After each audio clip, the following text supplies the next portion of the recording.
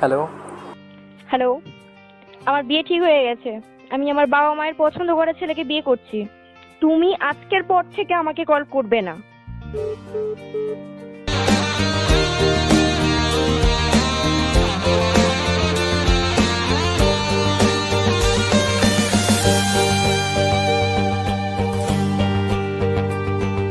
চাঁদের মতো মুক্তি যখন ভাসত নয়ন জলে, আদর কইরা মুছা দিতাম গালে।